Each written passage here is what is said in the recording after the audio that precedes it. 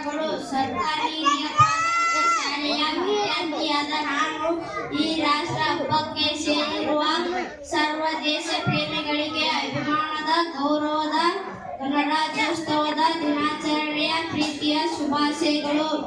1950 ಜನವರಿ 26ರಂದು ಜಾರಿಗೆ ಬಂದಿರುವ ನಮ್ಮ ಸಂವಿಧಾನದ ಹೆಮ್ಮೆಯ ಪ್ರತೀಕವೇ ಈ ಗಣರಾಜ್ಯ ದಿನ.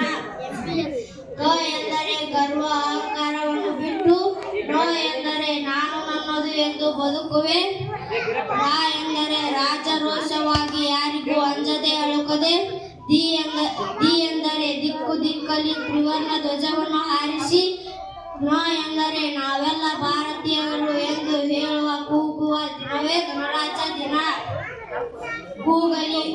ಕೂಗಲಿ ವಂದೇ ಮಾತರಂ ಎಂದು ನನ್ನ ಮನ, ಜೈ ಜೈ ಜವಾನ್ ಜೈ ಕಿಸಾನ್ ಸೇರಿರುವ ಗಣ್ಯಮಾನ್ಯರಿಗೆ ನನ್ನ ನಮನ. ಬದುಕಿ ಬಾಳೋಣ ನಿತ್ಯ ನೂತನ.